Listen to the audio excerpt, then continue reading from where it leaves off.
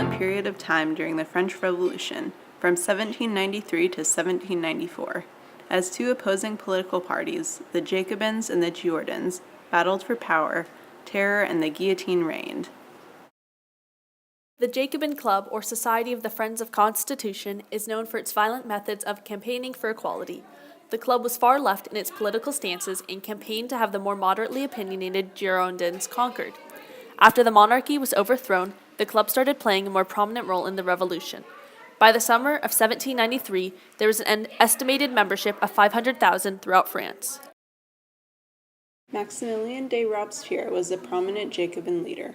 During early life, he was a lawyer for lower-class families and elected to the States General for the Third Estate. He led the Jacobins, a political club promoting the French Revolution's ideas, and was hated by the Girondins.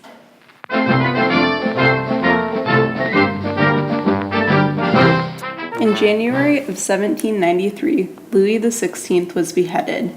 He claimed that he was innocent until the very end, but after he was beheaded, the specters and guards all yelled, "Viva la République!"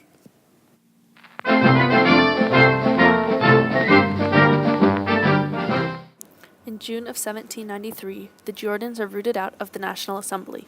Robespierre had declared that the Girondins, a group far less radical than the Jacobins, were a threat to the Republic and no longer deserved power in the National Assembly.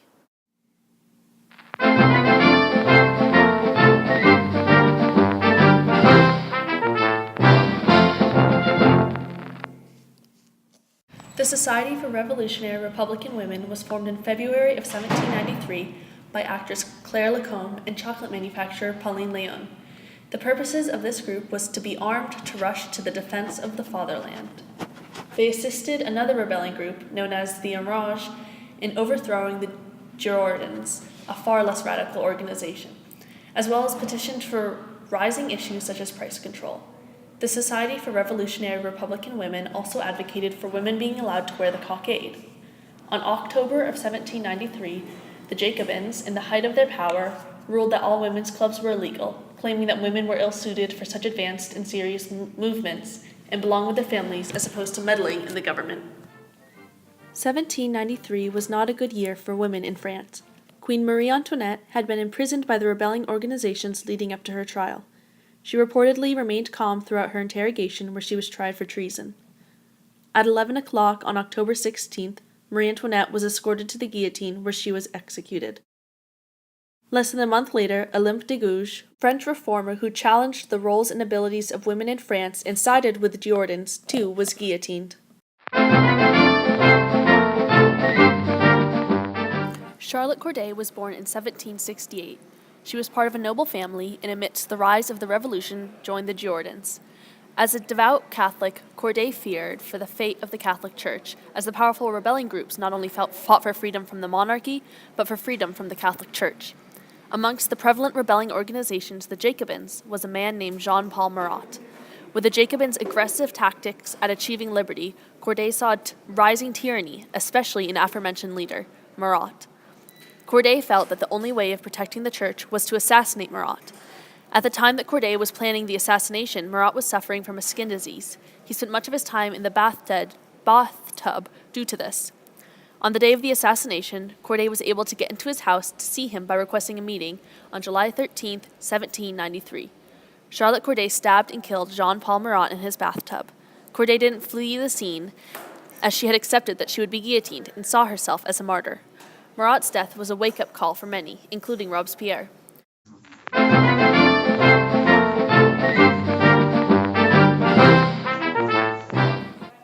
Along with leaders and reformists being executed, thousands of French citizens were sent to guillotine. Between March of 1793 and June of 1794, 1,251 people were executed. From June of 1794 to July, 1,376 were executed. That's about 40 a day. The revolution was getting out of control.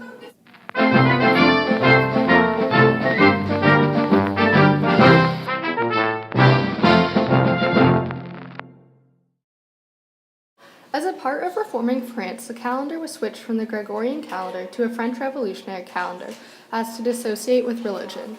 Included in the new calendar was the introduction of a 10-day week called decade. 3 decades make up 1 month, and like the Gregorian calendar, 12 months make up a year. With the decades, the work weeks became longer and the weekends shorter. 5 to 6 additional days were added at the end of the year for celebration of the liberation of French peoples. As well as reforming the weeks, the months were renamed in accordance with the seasons.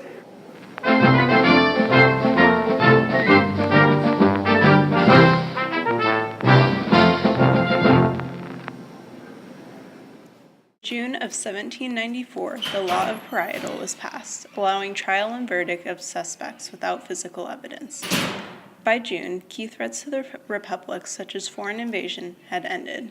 The Committee of Public Safety, led by Robespierre and his allies, argued that the enforcement of virtue was possible through violence and terror only.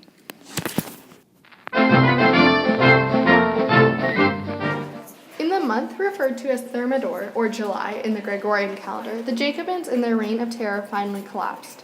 As the power grew, so did the similarities between the reign of rebelling groups and the reign of a dictatorship. Leader Robespierre appeared tyrannical in his massive executions. He took his power to a new level when, at the convention, he announced there were traitors against them.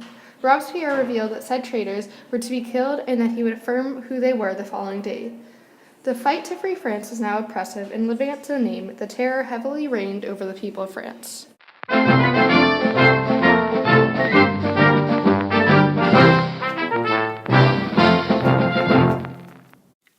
After being shouted away from the convention the day after his threat to execute traitors, Robespierre fled and planned to form a coup to defend against those rising up against him. The National Guard, however, came to his door, and before they could take him, Robespierre shot himself. The attempt at suicide failed, and he was guillotined on July 28, 1794. Robespierre's brothers were also beheaded, and over 100 of his followers. This was referred to as the White Terror and brought the Jacobins and their reign of terror to a close.